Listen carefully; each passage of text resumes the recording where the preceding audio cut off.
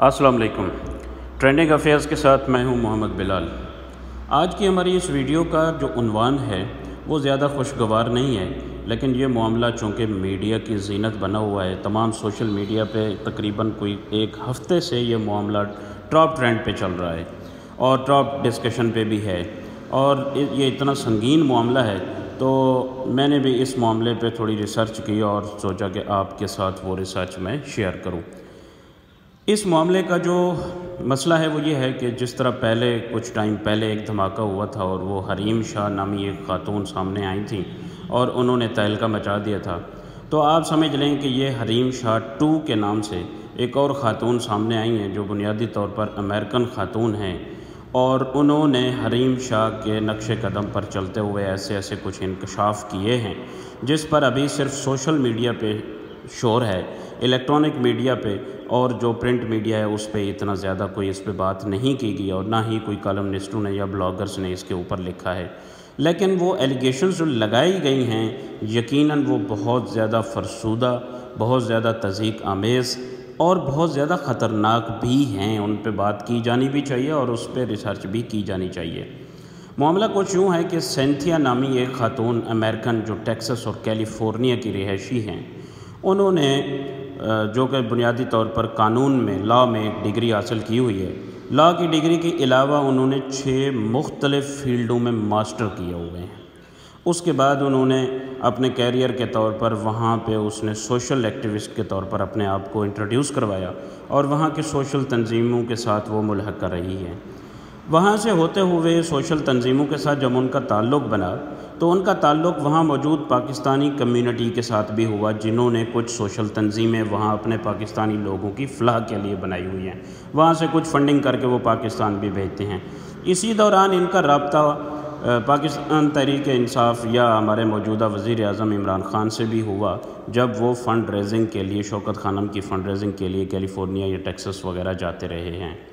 وہاں سے پاکستانیوں کے ساتھ ان کا تھوڑا بہت تعلق بنا، اور اس تعلق کے تحت ان کو پاکستان میں تب آنا پڑا جب 2010 میں یہاں پہ پاکستان میں اسپیشلی سندھ اور پنجاب میں اور KPK میں بھی سیلاب نے تباہی مچا دی تھی۔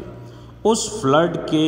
جب جتنی بھی تنظیمیں تھیں اور NGOز تھیں جو کام کر رہی تھیں، ان تنظیموں کے ساتھ کام کرنے کے لیے یہ پاکستان میں آئیں۔ اس میں ایک تنظیم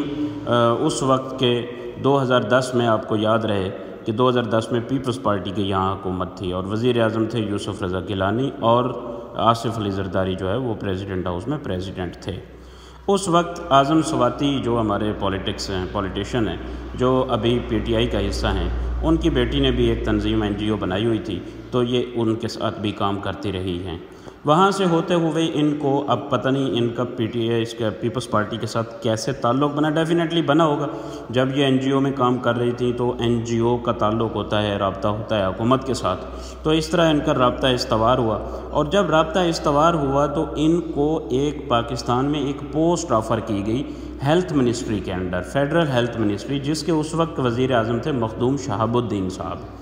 مخدوم صاحب نے ان کو کوئی عہدہ آفر کیا، وہ عہدہ یہ تھا کہ پاکستان میں لوگوں کو ہیلتھ سے ریلیونٹ آپ اویئرنیس دیں۔ اس عہدے پہ ان کو رکھا گیا، اور اس کی جو مراد تھیں وہ تقریباً سیکٹری لیول تک، یا آپ کہہ سکتے ہیں کہ ایک چھوٹے لیول کے فیڈرل منسٹر کے برابر ان کو مراد دی گئی، جبکہ عہدہ تھا لیکچرز کا اور مراد وہ تھیں۔ اور سننے میں یہ بھی آیا کہ اس وقت ان کو اپروچ حاصل تھی، وہ کھلے عام پریزیڈنٹ ہاؤس میں بھی جانا، کھلے عام PM ہاؤس میں بھی جانا، اور باقی منسٹریوں تک اور NGOز تک ان کو اپروچ حاصل تھی۔ اس طرح انہوں نے جب KPK میں NGO کے ساتھ کام کیا تو JUI کے ساتھ ان کا رابطہ ہوا، جب انہوں نے پنجاب میں کیا تو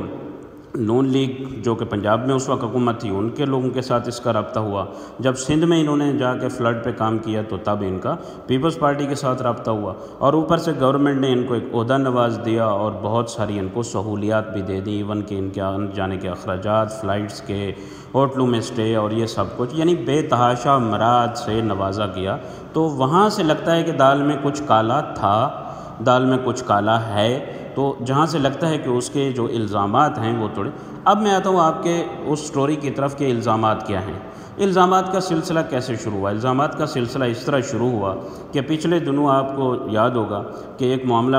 اٹھا تھا اور وہ ایک ٹرینڈ بھی بنا تھا، ٹھیکیدار کی بیٹی، ٹھیکیدار کی بیوی۔ وہ جب ٹرینڈ بنا تو اس ٹرینڈ کے اندر وہ ایک ویڈیو آئی عظمیٰ خان کی، جس میں ملک ریاض کی مبینہ طور پر جو بیٹیاں ہیں اور جو باقی جو لوگ ان کے ساتھ شامل ہیں، اس میں ایک خاتون چیخ کے اپنے گارڈز کو، جو اس کے سیکیورٹی گارڈز تھے، ان کو کہہ رہی ہیں اس عورت کو چھیڑو، اس عورت کو چھوؤ، اس عورت کو ٹچ کرو اور جنسی طور پر اس کو ہراساں کرو۔ وہاں سے جب وہ سنتھیا نے یہ ویڈیو دیکھی تو اس نے اس میں ٹویٹ کیا کہ محترمہ بے نظیر بھٹو بھی ایسا ہی کرتی تھیں، جن خواتین کے ساتھ تعلقات ہوتے تھے آصف علی زرداری کے، اور محترمہ کو جب پتہ چلتا تھا تو وہ ان خواتین کو اٹھواتی تھیں یا کڈنیپ کرواتی تھیں اور پھر اپنے گارڈ سے ان کے ساتھ جنسی زیادتی کرواتی تھیں۔ اس الزام کے لگنے کے بعد، جو کہ بہت بڑا سیریس طرح کا الزام تھا، اس الزام کے لگنے کے بعد پیپلز پارٹی کی طرف سے سب سے سوشل میڈیا پہ تو ریئیکشن آیا، لیکن جو اوپر لیول پہ، اعلیٰ لیول پہ جو سب سے بڑا ریئیکشن آیا وہ آیا شازیہ مری کی طرف سے۔ شازیہ مری نے فوراً اپنی ایک ویڈیو ٹویٹ کی اور اس نے ویڈیو میں اس کی مذمت بھی کی، اور انہوں نے اس پہ اوپر ایجنٹ ہونے کا الزام بھی لگایا کہ یہ ایک امریکن ایجنٹ ہے، اور انہوں نے اور بھی بہت کچھ کہا۔ تو اس وقت سینتھیا نے اس کو یہ ریئیکشن دیا کہ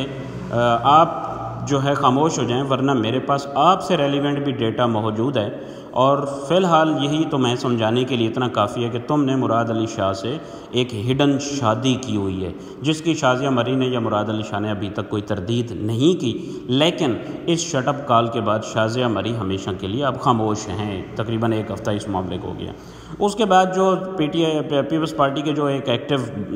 بندے ہیں، جو آپ جانتے ہیں منسٹر ہیں شاید، مرتضیٰ وہاب صاحب، انہوں نے جب زبان کھولی تو اس پہ سینتھیا نے یہ ٹویٹ دے مارا، اور ان کی جو کچھ نازیبہ اور کچھ فرسودہ سی غلیظ قسم کی، گندی قسم کی تصاویر ہیں جو انگلینڈ وغیرہ کی، اور ان ممالک میں جب مرتضیٰ وہاب کسی یونیورسٹی میں یا کالج میں پڑھتے تھے تو اس کی کچھ جو ہے نازیبہ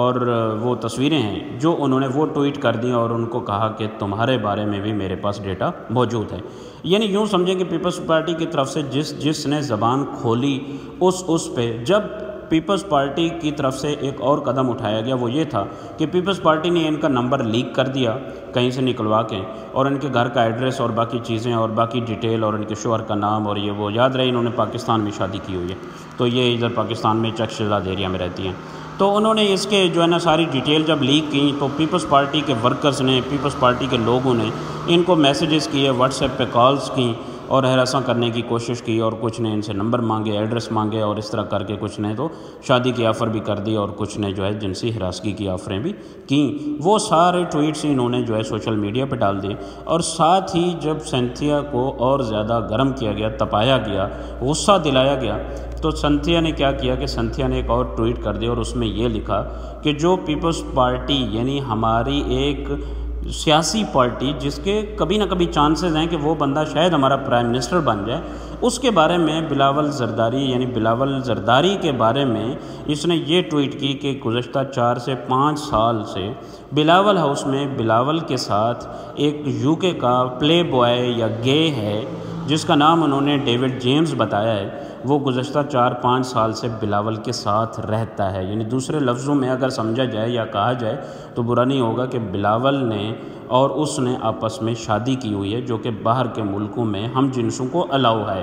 تو یہ الزام لگنے کے بعد پیپلز پارٹی اور بھی زیادہ تپ گئی اور بھی زیادہ سامنے آنے لگے، لیکن اب تک کسی بڑے لیول پہ کوئی اس کی تردید نہیں کی گئی۔ لیکن جب سوشل میڈیا پہ سینتھیا کے ٹرینڈ چلنے لگے اور پیپلز پارٹی کے جالے کھل کے سامنے آنے لگے، تو اس پہ سینتھیا نے ایک اور جو ویڈیو